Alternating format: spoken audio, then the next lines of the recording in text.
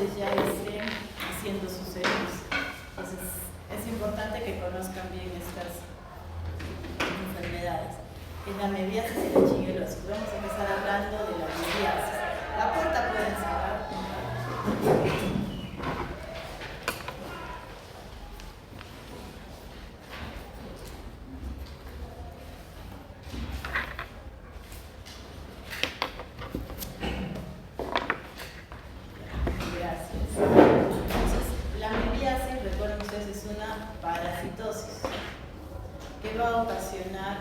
Un cuadro infeccioso caracterizado por diarreas con sangre.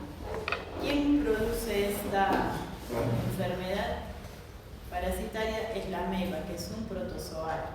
Algunos la conocen cuando hacen la enfermedad como entamoebosis, amebosis, amibiasis, son sinónimos. Es lo mismo. Entonces, generalmente en nuestro medio lo conocemos más como amibiasis. Tenemos, en cuanto a la epidemiología, que la distribución es mundial. En todo lugar del mundo hay, pero preferentemente donde hay pobre saneamiento ambiental. Y eso es en los países subdesarrollados. El 20% de la población mundial puede ser portadora de amebas, pero no hacen la enfermedad, pero sí eliminan el quiste y se convierten en personas que contagian, pero no hacen la enfermedad. El continente más afectado es Asia, por las condiciones nuevamente ambientales, ¿no? De salubridad. Se considera que más o menos son 50 millones de personas que están infectadas, y de estas 50 millones solo el 10% hace la enfermedad. O sea, quiere decir que eso va a depender mucho de cómo esté ese huésped y en qué condiciones se encuentre también la capacidad del parásito para sobrevivir al medio ambiente. En nuestro país existe principalmente en la zona sur. Donde hay más es en Junín, que está en centro-sur, 53%, en Puno, 38%, y Arequipa, 30%. Pero puede haber en cualquier lugar. Pero es donde hay mayor porcentaje de personas que hacen la enfermedad. Recordar que el único reservorio viene a ser el hongo, ¿no? Ya hemos dicho, y hay personas que pueden estar más expuestas. ¿Quiénes son en primer lugar?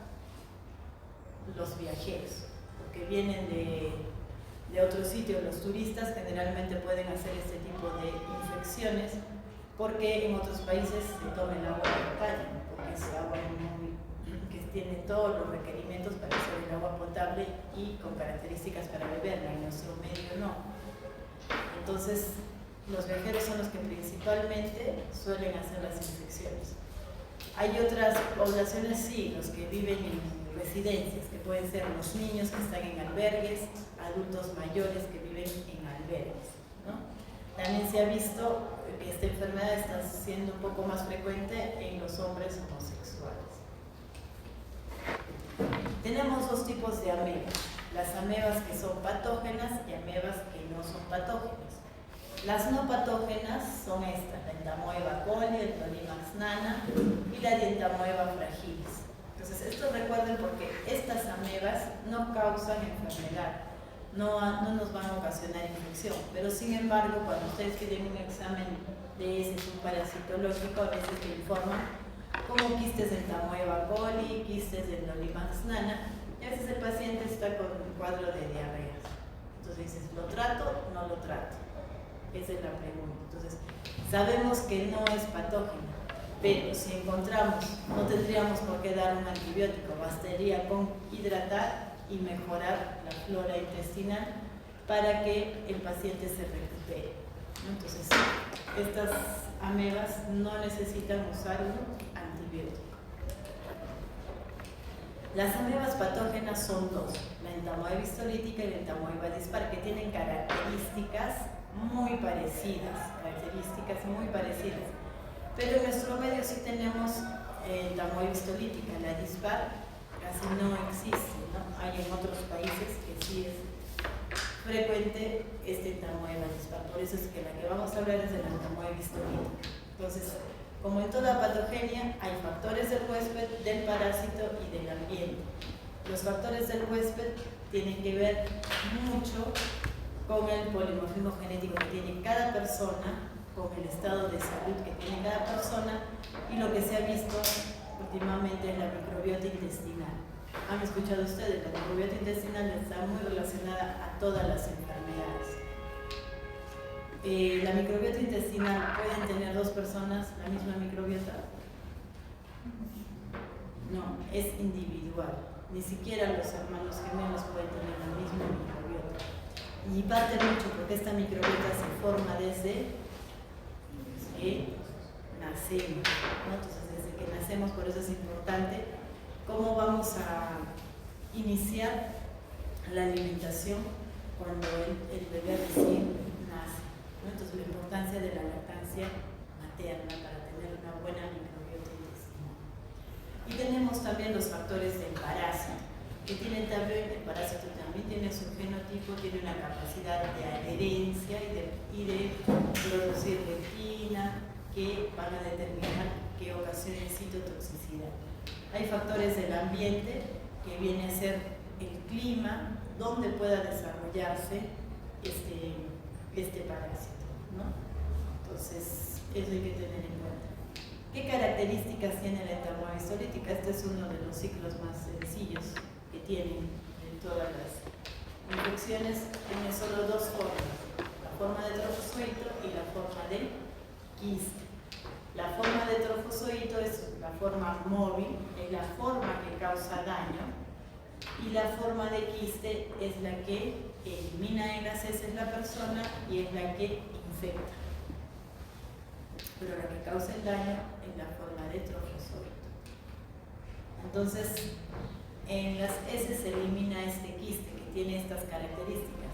No deben olvidar, el quiste de la ameba histolítica es un quiste tetranucleado, ¿no? Entonces, por estas características lo reconocen las personas que hacen el examen parasitológico en heces. Entonces, se excreta en las heces, ¿no? y lo vamos a ingerir por boca, ya sea por contaminación de alimentos, contaminación del agua, o por las moscas que se convierten en vectores que pueden contaminar los alimentos. Una vez que el quiste ingresa al aparato digestivo, llega al intestino delgado y ahí se desenquista y se liberan los... ¿Han tocado? Entonces, no parece hablar, pero ahora lo voy a cerrar. Se liberan los trofozoitos. Hemos dicho que el trofozoito es la forma que causa el daño. Y puede ser, si ese huésped está muy fuerte, ese huésped no tiene ningún factor de riesgo o condiciones para que haga la enfermedad, este trofozoito llega al colon y vuelve a enquistarse y lo eliminas en las heces al medio ambiente. Pero si hay condiciones para que este trofozoito cause enfermedad, puede ocasionar un absceso hepático, una colitis biliar, o puede colonizar, quedar el intestino grueso y la persona queda como asintomática, se convierte en una persona mortal, ¿no? Entonces, eso es lo mismo que hemos dicho, pero ya, ¿no? Recordando que cuando no hay los baños adecuados, no hay el agua, la gente aquí donde se lava las manos, ¿no? Estas excretas donde vienen a los embrios de tallo corto, entonces toda esa contaminación hace que nosotros podamos ingerir un quiste de ameba que es tetranucleado, ¿no? Entonces sigue todo el ciclo para que nosotros lo podamos ingerir y nos contaminamos. Una característica importante del quiste es que puede sobrevivir en agua, en la tierra, hasta un mes a una temperatura de 10 grados. Entonces, acá está el ciclo un poco más completo, el quiste tetranucleado que ingresa por boca, ¿no? Llega al intestino, pasa por el estómago,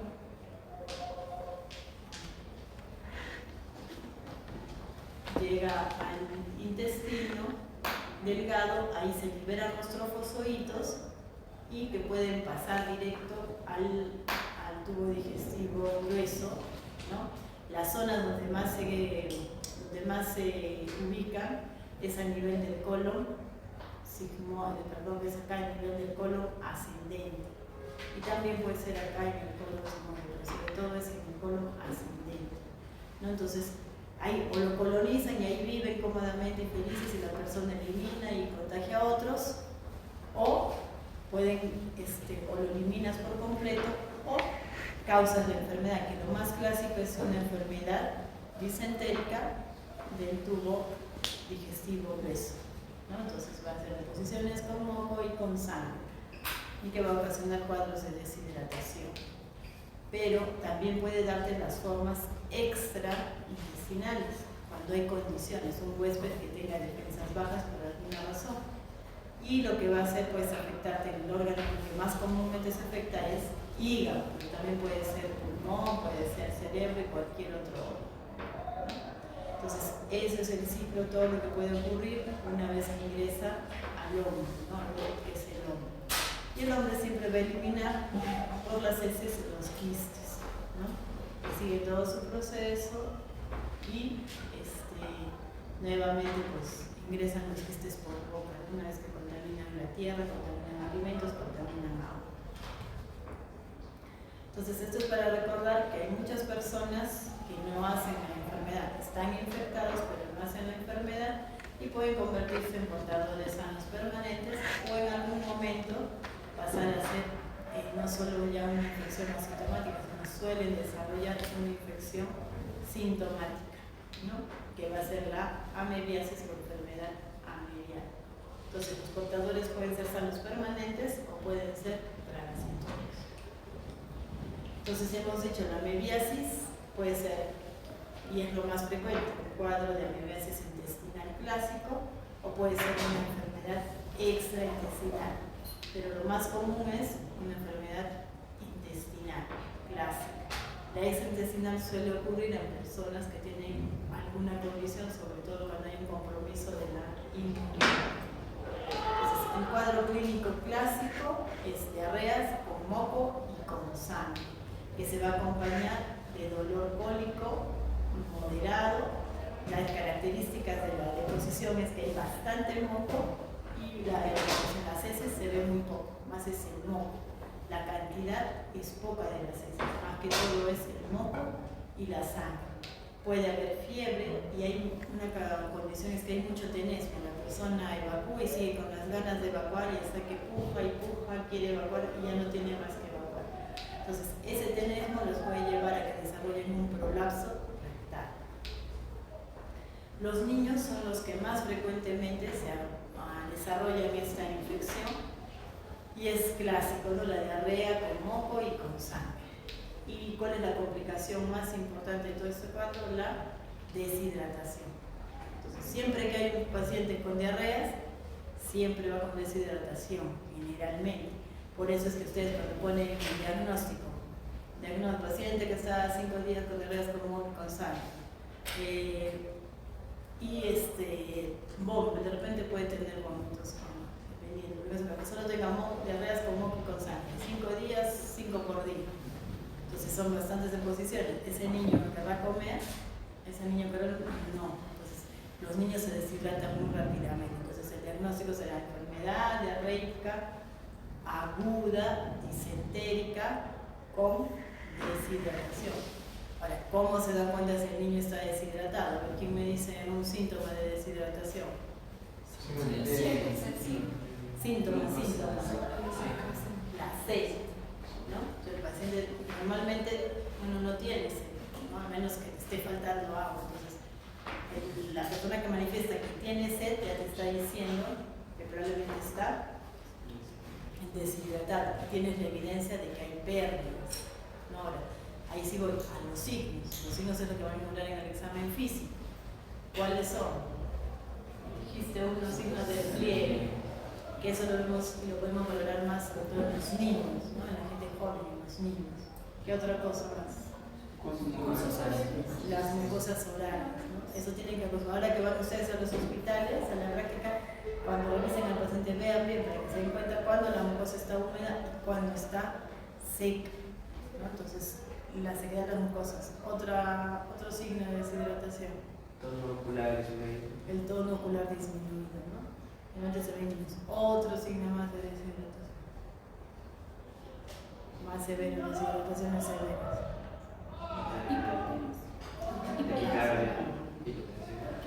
Se va a acompañar de taquicardia, puede haber hipotensión. El otro signo característico, sobre todo en los niños, es el compromiso del sensor, ¿no? Hay confusión, hay somnolencia, ¿no? Entonces, eso pues va a la clínica. Paciente que está con 10 deposiciones diarias y que no se ha hidratado, ¿no? En pocos días ya está somnoliendo, ya es un signo de deshidratación severa. Entonces, el lugar donde más se ubica la ameba es a nivel del ciego, del colon ascendente, pero también puede estar en los cables y en contacto con la población. Entonces, dentro del cuadro clásico es la diarrea disentérica, con moco y con sangre, con deshidratación. Pero también puede tener sus complicaciones cuando haya esta infección a nivel intestinal, ¿no? Y todo va a depender mucho del estado nutricional del niño o del paciente. Entonces, estas son complicaciones intestinales que son severas, ¿no? Una es la colitis ulcerosa, que es la más frecuente. Tiene una frecuencia de presentación del 90%, un megacolon tóxico, una ameboma y una apendicitis amebiana. Todos estos tienen alta mortalidad. Una colitis amebiana, como reconozco, son lesiones características, son úlceras que se forman en la mucosa colónica. Generalmente suelen ser pequeñas, menos de medio centímetro, ¿no? Algunos casos pueden ser más grandes, pero es raro, pero puede haber también. Lo característico es que sean pequeñas, son redondeadas, elevadas, como van a ver más adelante, y en la parte central puede haber fibrina o necrosis. Y la otra característica es que la mucosa que separa entre una úlcera y la otra, el aspecto es normal. Entonces, esa es una característica de la colitis amebiana. Acá en esta imagen pueden ver, entonces hay pero esta es una microscopía que no permite ver bien la coloración de la mucosa, pero acá se ven las úlceras, ¿no? Están elevadas, tienen en el centro un borde de fibrina, ¿no? Se ve la fibrina, y entre una y otra la mucosa está lisa, o sea, está bien, está sana.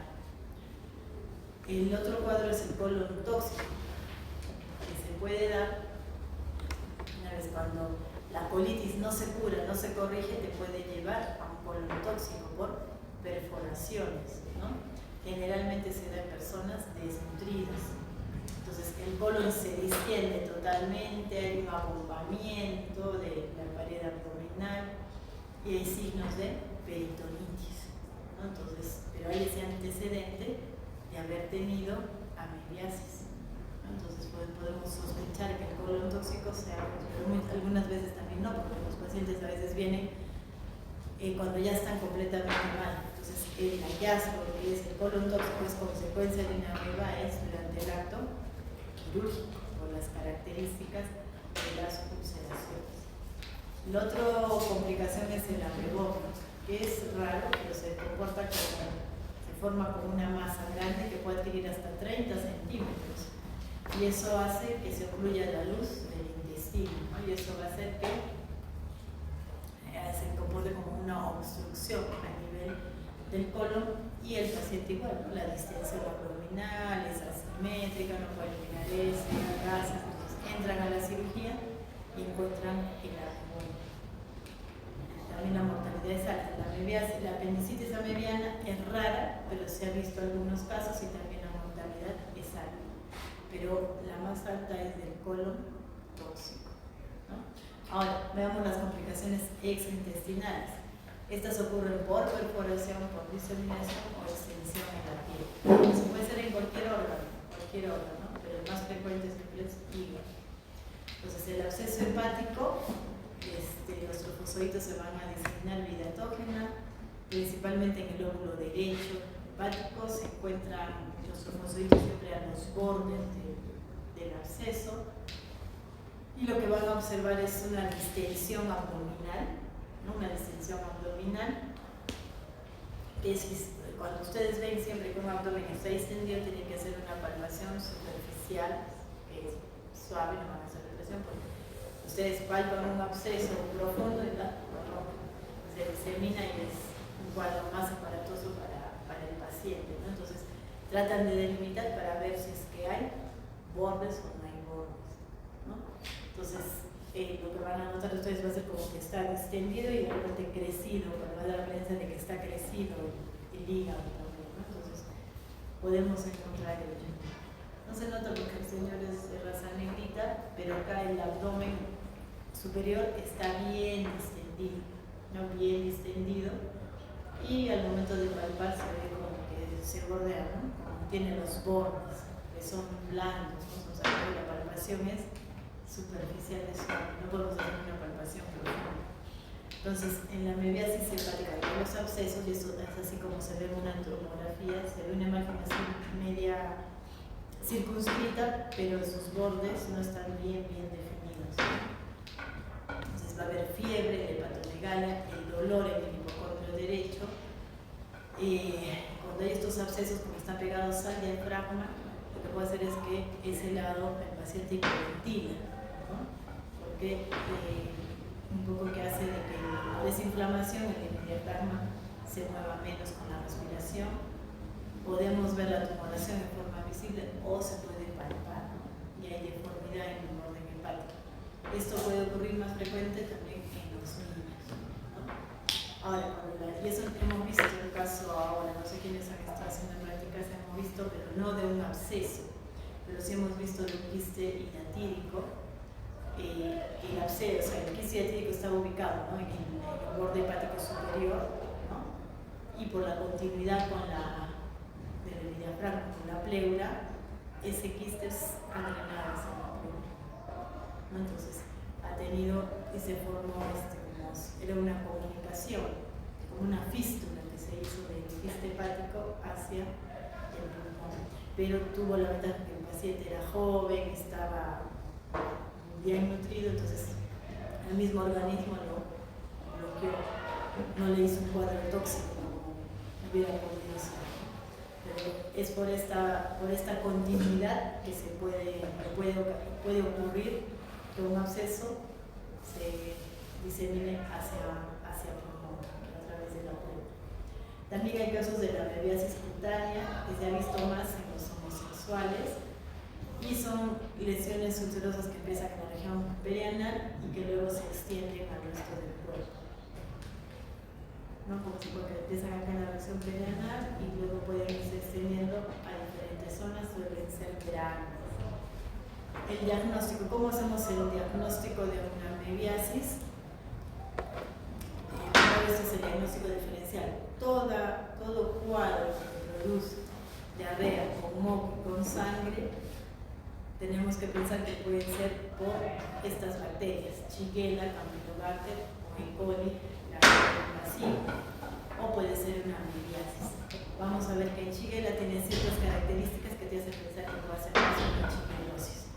También cuando hay los abscesos hepáticos hay que hacer una especialización con tumores abdominales, con la tuberculosis peritoneal cuando hay los signos de peritonitis, cuando hay un colon tóxico, y con abscesos piógenos en caso de hepatitis de tipo abscesos piógenos como consecuencia de las hepatitis bacterianas, no las virales. Entonces, ¿cómo hacemos el diagnóstico? Es básico, ¿no? Y eso lo hacen en cualquier puesto donde van a estar ustedes haciendo sus serums, ahí lo hacen. Se pide un examen para lo que es parásitos, el examen es un examen parasitológico. Idealmente es un parasitológico seriado, pero de inicio, como si yo tengo la duda que pueda ser una Shigella, una bacteria o que pueda ser una ameba, el primer examen que pido es el examen directo en heces. Y con ese resultado, por la cantidad de leucocitos que va a haber, por la cantidad que podemos observar en el caso de cuando hay la ameba, a veces podrías ver los quistes, pero no siempre en el directo. Pero básicamente por la cantidad de leucocitos yo puedo decir si es que estoy frente a una bacteria o estoy frente a un parásito, ¿no? Si no hay nada para bacterias, entonces lo más probable es que esté frente a un parásito. Entonces el video parasitológico sería la rectosigmoidoscopia, cuando yo sospecho que hay una colitis amebiana mediana, y esto a veces los pacientes vienen con cuadros de dolor abdominal, con dolores frecuentes, malestar, fiebre. Cuando se entra a hacer el estudio de colonoscopia, se encuentra que se trata de una colitis mediana. Entonces, también podríamos hacer por técnicas de concentración para estudiar el examen de heces, pero lo primero siempre es un examen directo en fresco. Si no es para bacterias, pido un parasitológico. Si veo que puede haber una complicación intestinal como es una colitis, solicito un examen de recto sin colonoscopia. En el caso de las amibiasis extraintestinales es más difícil hacer el diagnóstico, tengo que hacer mucho la unidad clínica. Me voy a basar siempre en pruebas serológicas, ¿no? Que puedo pedir una ELISA, una fluorescencia indirecta, para poder hacer el diagnóstico y confirmar. El tratamiento, recuerda, en todo cuadro que hay diarreas es la hidratación, la base es la hidratación. Y después viene el medicamento, el antibiótico. Si no hidratamos, el antibiótico no va a hacer el efecto que esperamos. Entonces, ¿cuál es el ideal? Los derivados metronidazólicos. Y dentro de estos es el metronidazol, que llega muy bien a la luz del colon. Y otro antibiótico que se utiliza es el timidazol y el silmidazol, porque se utiliza menor tiempo. Pero de todos ellos, el metronidazol es el más efectivo. Podemos usar esas alternativas, sí, pero tenemos que estar haciendo los controles para ver que realmente el paciente ya no tenga más a menos, ¿no? Entonces, el metronidazol se usa a esta dosis de 30 miligramos por kilo de peso y se da cada 8 horas por 7 días. El timidazol es por 3 días y el silmidazol por 1 día. Entonces, como primera opción, metronidazol. Los pacientes se quejan de que no hay tolerancia porque es muy gastrolesivo, podemos usar la siguiente alternativa, que es el timidazol, pero 2 gramos cada 24 horas por 3 días. Entonces, eso. Y la otra parte es la amibiasis extraintestinal, todo es quirúrgico, el tratamiento va a ser netamente quirúrgico.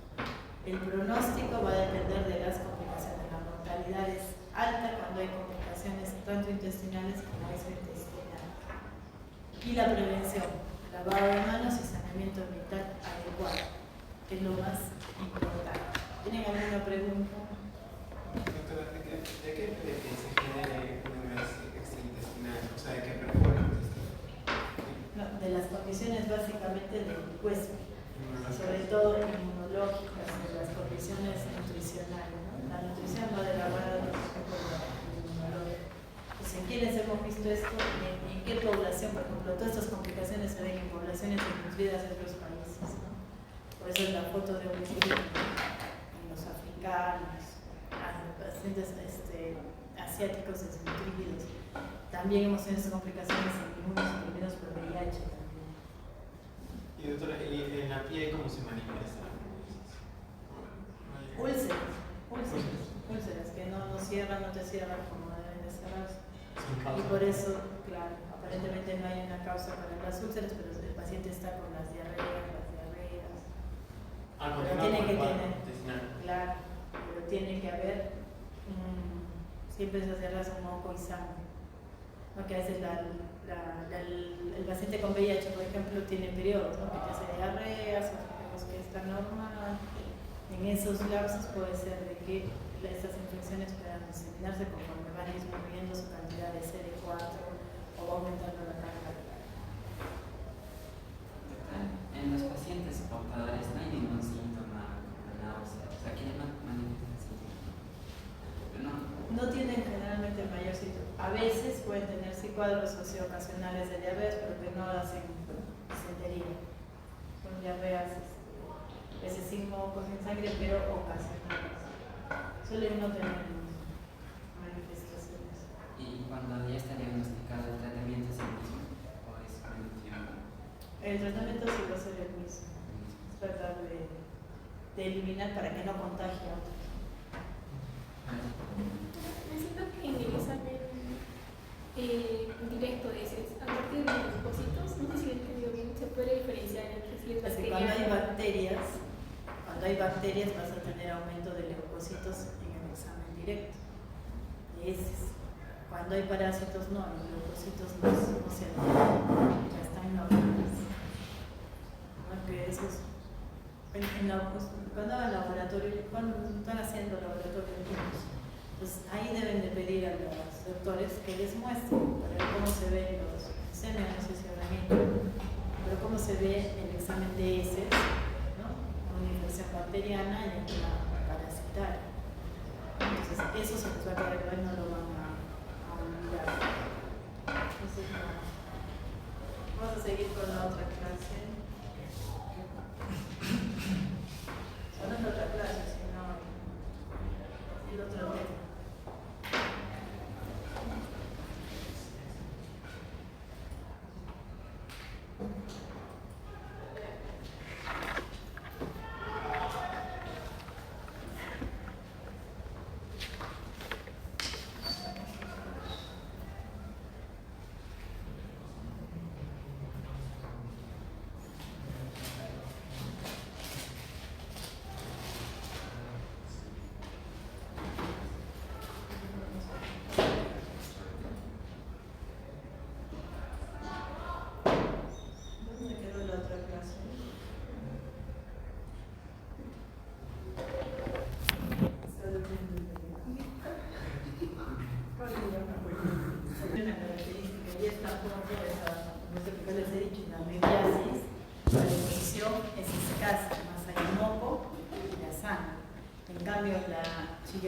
La deposición es abundante. Hay moco, hay sangre, pero hay más deposición y más veces. El número de veces también suele ser mayor. Todos los síntomas son más exagerados. Entonces recuerden que la Shigella es un bacilo gram negativo, ¿no? Que es inmóvil, no fermenta la lactosa. Y hay 4 serogrupos, la A, B, C y D. Del que vamos a hablar es el serogrupo A, que es la Shigella disenteral, que es la que tenemos en nuestro médico. La Flexner y la Boyd y la Sonel están en otros países. Entonces, aquí el hombre es también es el único reservorio, y una característica importante es que se necesita normalmente, a ver, ¿cuántas, ya han hecho salmonelosis, ¿verdad? ¿O cuántas bacterias necesitan para que cause infección? 10 a las 6. 10 a las 5. Con 100.000 colonias ocasionan infección, ya hablamos de infección. Pero en este caso no, basta con 10 bacterias o 200 bacterias y ya tienes la infección. Entonces, esa es una característica importante de la Shigella. Acá son vectores que van a ayudar a transmitir, a contaminar los vómitos, los alimentos, las moscas, ¿no? En donde ocurre principalmente en países también en vías de desarrollo, donde hay problemas con el saneamiento. Los modos de transmisión es la ingesta vía oral, contaminación de alimentos, de agua, por los vómitos contaminados por moscas, también por contacto sexual y no sexuales. Y a veces, ¿no? Si tú saludas con tu mano sucia a otra persona, ¿no? Y la persona se lleva la mano a la boca, entonces por ahí también dañas fácilmente las bacterias de la Shigella. Entonces, el modo de transmisión es fecal oral. Entonces, la característica de que tiene esta bacteria es que tiene 2 toxinas, una endotoxina y una exotoxina, que es la toxina Shiva. ¿Qué tienen que ver con su patogenia?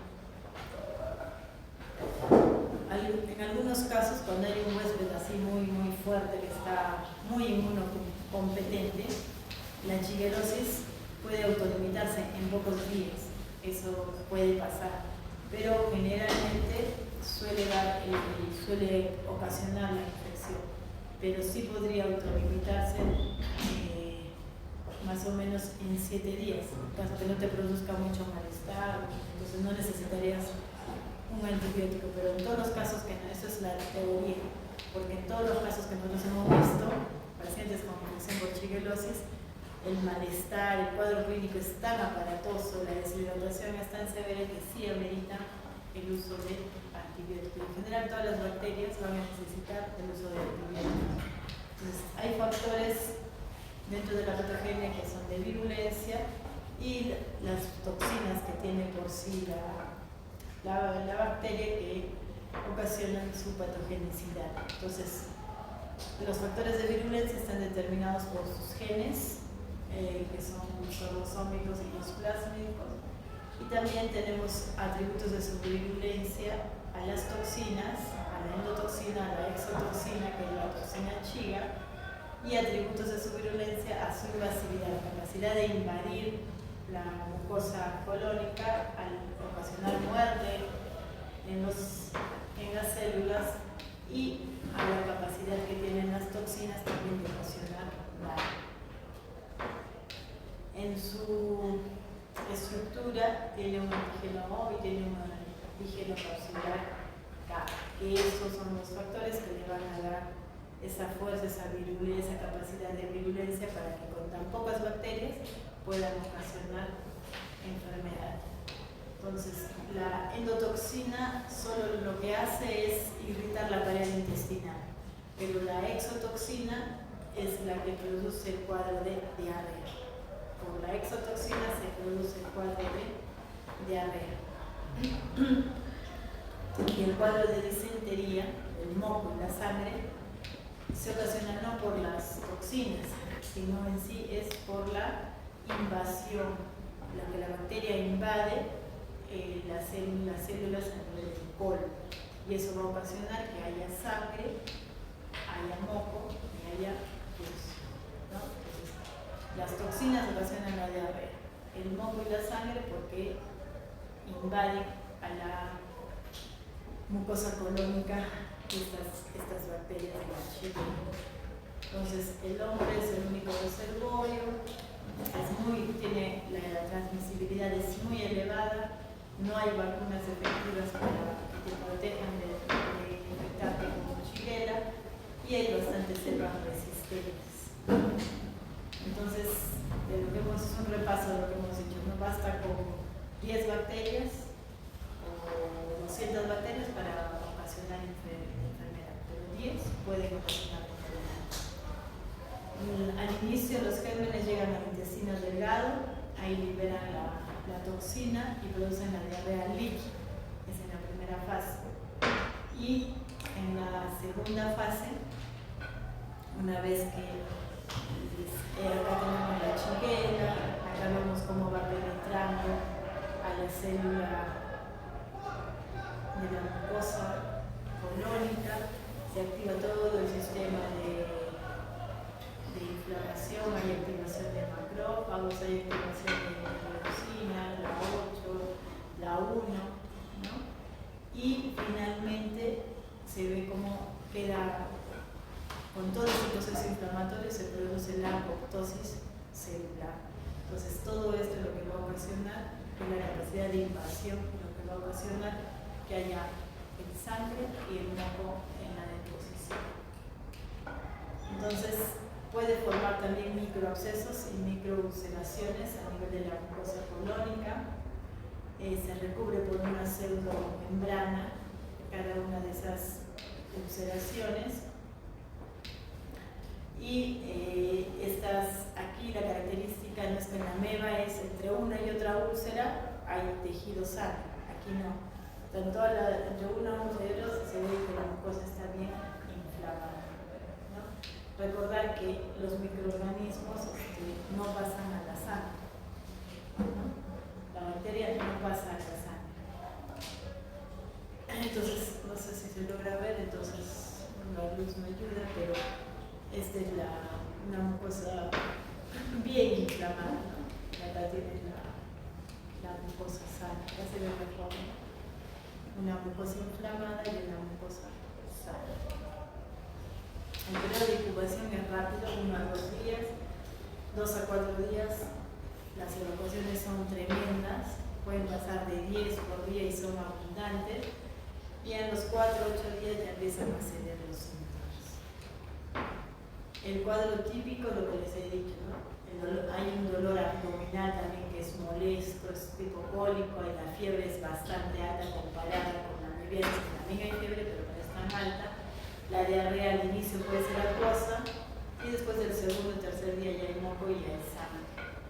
hay bastante pujo y también tenesio, ¿no?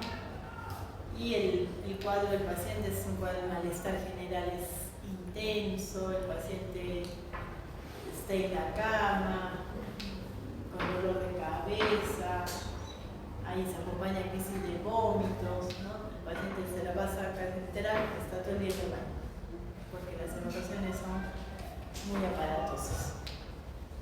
Entonces, ese es el cuadro clínico en el que podría, la literatura dice que puede autolimitarse, pero es tanto el malestar que siempre tenemos que darle un tratamiento.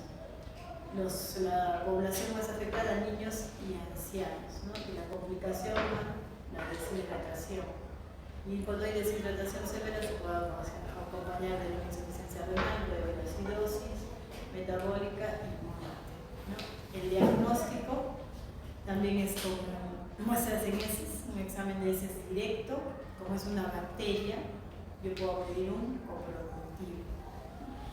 Y en casos que haya las formas extraintestinales, sí puedo usar la serología. Acá, esto es como se ve un examen directo en heces, ¿no? Entonces, en ese examen tú puedes diferenciar que hay leucocitos, hay un aumento de leucocitos, que son más de 15 a 20 por campo, y se puede ver incluso el incremento de polimorfonucleares, ¿no? Pero hay que tener mucho ojo para eso. Entonces, si yo veo esto, yo digo, se trata de una shigella y no de una ameba, porque en la ameba puede haber un incremento ligero de leucocitos, pero que no supera lo mayor de 20 por campo, y además no va a haber piocitos. Piocitos es característico de las bacterias. En la termografía histolítica, las formas que más podemos ver son las formas de mononucleares, ¿no? Y ocasionalmente podríamos ver en un examen directo los quistes de la neumoerotrofocitos, pero eso es muy occidental. Como les digo, si yo sospecho de Shigella y quiero comprobarlo, puedo pedir el coprocultivo, ¿no? Y eso nos va a ayudar. El tratamiento en realidad se ha combatido, está bastante resistente, antes se utilizaba mucho la ampicilina, iba muy bien, pero ya hay mucha resistencia, entonces ahora se utilizan las quinolonas, que a veces no se puede usar, o no se usan mucho las quinolonas en niños, ahora con las de tercer grado podemos utilizar, pero siempre en niños se puede utilizar el ácido anhidríxico, el levofloxacino generalmente se está utilizando en los adultos, también podemos utilizar las tetraciclinas, ¿no? Y siempre todo tratamiento, como les digo, se acompaña de la hidratación. Si no hidrata, el paciente no va a ir bien y tiene que acompañarse de buena nutrición.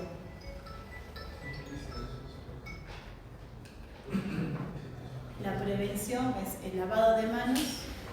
En este caso, por ejemplo, como los afectados son más los niños, los pañales deberían desecharse dentro de una bolsa para evitar las moscas, que son las que van a transmitir, a contaminar otros vómitos, ¿no? O qué sé yo. Entonces, por eso es de que eso debería enseñarse a todas las mamás para poder hacer.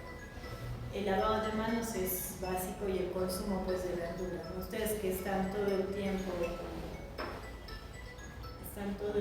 en la universidad, comen en la universidad, tienen que tener cuidado cuando comen las verduras, no garantiza, porque acá preparan en cantidad.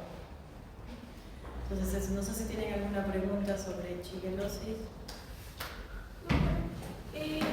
¿Qué formas extraintestinales serían? Porque no pasa de la sangre. Lo que pasa ya, tenemos en los niños suelen hacer el síndrome urémico hemolítico, ¿no? También puede ocasionarles convulsiones, y eso es por las toxinas, ¿no? Por la toxina. Y eso lo vemos en niños que no se hidratan rápidamente, en niños también desnutridos.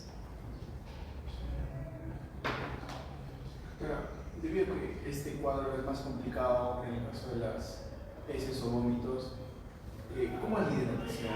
¿Hay una regla o nosotros calculamos por el grado de deshidratación? No, ustedes tienen que calcular por el grado de deshidratación. En la mañana estuvimos conversando con los chicos cómo se debe hidratar. Entonces, por eso es importante saber. Si yo digo, mi paciente tiene una deshidratación de primer grado leve, moderada, severa, segundo, tercer grado, la forma práctica cuando te llega la emergencia el paciente, ¿no? Si es de primer grado, es algo muy leve. Entonces, es menos del 5% del peso de ese niño que más o menos yo debo de reponer en líquidos. Pero un ratito que es en mi casa, debe ser ligero. ¿Aló? Sí, dime, estoy en clase.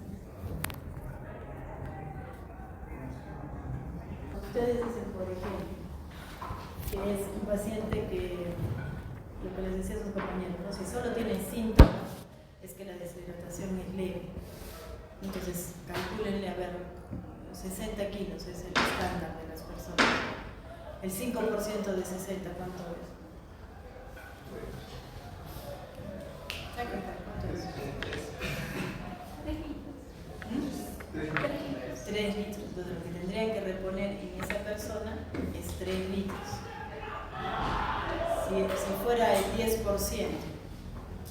son 6 litros, ¿no? Que tienen que reponer. Entonces, ahora, ahí viene. ¿Qué solución elijo? Cuando la deshidratación es moderada, severa, ¿no? Entonces, si es moderada, yo puedo elegir las soluciones de solución polielectrolítica, las soluciones de cloruro de sodio 9 por 1000, puedo elegir el lactato Ringer, ¿no? Si es leve, puedo utilizar, porque esas soluciones tienen más, tienen más sodio, ¿no? Entonces me van a permitir que se hidrate más rápido el paciente. Pero las soluciones más isosmolares son, por ejemplo, la dextrosa. Entonces la podría utilizar en un paciente que está con una deshidratación de primer grado. Entonces, como les dije a sus compañeros, generalmente cuando yo hidrato, la mitad del requerimiento de mi paciente lo debo pasar en 8 horas. Por ejemplo, si ese paciente necesitaba 3 litros, entonces 1500 debo de pasarlo en 8 horas. Entonces, ahora, ¿a qué goteo lo paso? Entonces, ¿cuál es la fórmula? No les he dicho. El volumen a dar por el número de horas. Sí, por el número de horas entre 3. Entre. O sea, es el volumen que yo voy a pasar sobre el número de horas. Quiero pasar, por ejemplo, tengo que pasar 1500 en 8 horas. Entonces, 1500 entre 8 por 3. 3 es la constante porque voy a pasar en gotas. ¿No? Entonces, ¿a cuánto le sale? Si no sacan el cálculo, pues se pierde.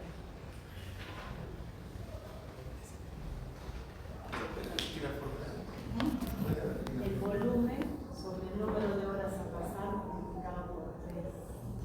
La constante es 3. ¿Cuánto sale?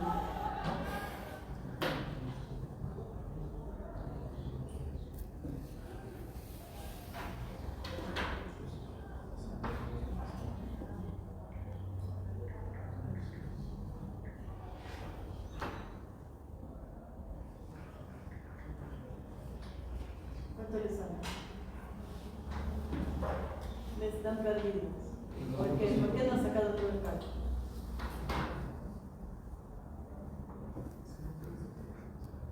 ¿Cuánto es lo que tienes que dividir? ¿Cuál es el volumen que hemos dicho que vamos a pasar? 1500. ¿En cuántas horas? 8. 8 por 3, 24. Entonces divide 1500 entre 24. 62.5. Entonces 62. Entonces, como es a gotas, no puedo sacar tan exacto 62.5. Entonces a 60 gotas. Entonces ustedes indican, dextrosa al 5%, viene por 1000 centímetros. Abajo ponen cloruro de sodio al 20%, que son las ampollas, 2 ampollas, es lo fisiológico. Porque cada ampolla de cloruro de sodio al 20%, eso tienen que aprender. ¿Cuántos mil equivalentes te da de sodio?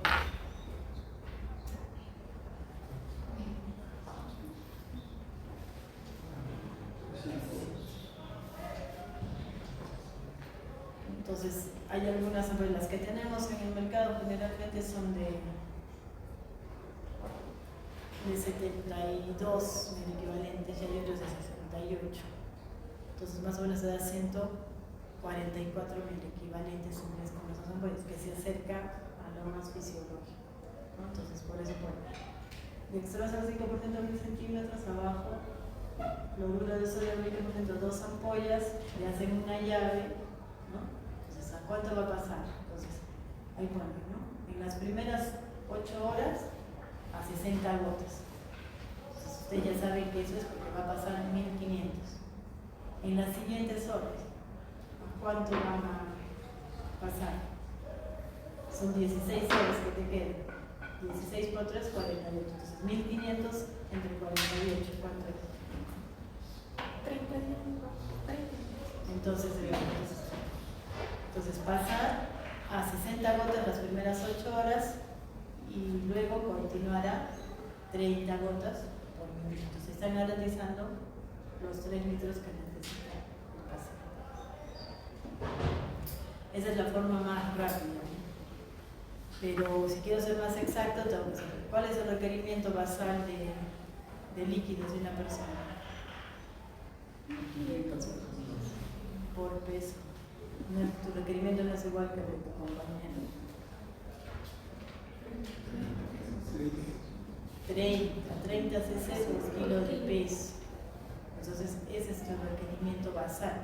Y a ese requerimiento basal les tienes que sumar lo que está perdiendo ese paciente. ¿Cómo lo voy a sacar? Uno, porque me está diciendo que tiene 10 deposiciones al día, por eso cuando es el paciente con diarreas, usted tiene que ver cuántas diarreas por día, 10. ¿Cuánto por vez? ¿Qué volumen por vez? El paciente no te va a decir, porque tú le tienes que dar una medida. Usted le tiene que decir aproximadamente de una taza grande, la llena o la mitad. Y el paciente te dirá, no, lleno o más de una taza. ¿Cuánto mide una taza grande? ¿Qué volumen? 250. Las grandes que tenemos acá en el hospital son de esas grandotas y son de 250. Pero hay unas intermedias que son de 200. Entonces tienen que ustedes darles bien el preparo y tener un aproximado, ¿no? Si te dice que son de 200 y 10 veces son 2000 que está perdiendo. A ese requerimiento basal tendrías que aumentar esa pérdida de 2000. Entonces, si pesa 60 kilos, 1800, que sería el requerimiento basal, más los 2000, entonces más o menos lo que necesita es 3800. Entonces, en base a eso, ustedes van a indicar el boteo. A ver, si es 3800, quiero pasar la mitad en 8 horas. ¿Cuánto es el boteo? ¿Ay? Ya se las... ¿Se consideran las pérdidas insensibles y demás? Deberíamos considerarlas también. Las pérdidas insensibles usuales, ¿cuánto?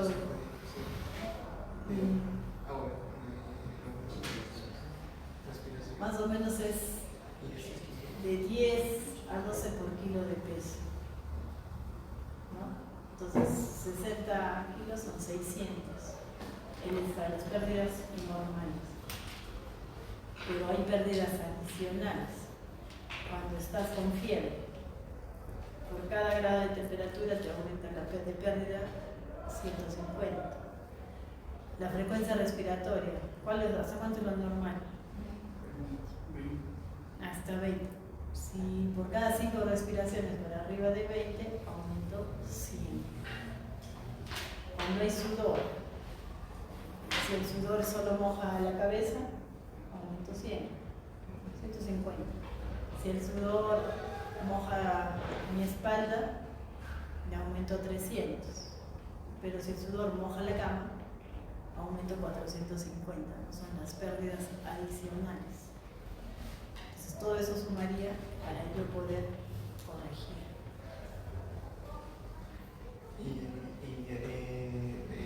Sudoración, o sea, las pérdidas insensibles, aparte de esas, son 12 por kilo. O sea, las pérdidas insensibles habituales, esas pérdidas insensibles habituales, las que todos tenemos, son 12 por kilo de peso, entre 10 y 12 por kilo de peso.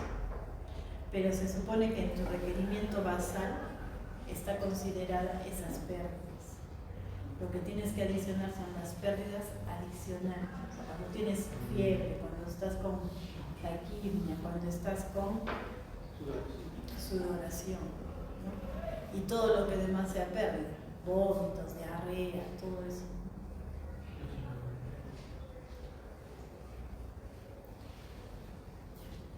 ¿Está claro? Sí. Ya, pasamos al seminario, chicos.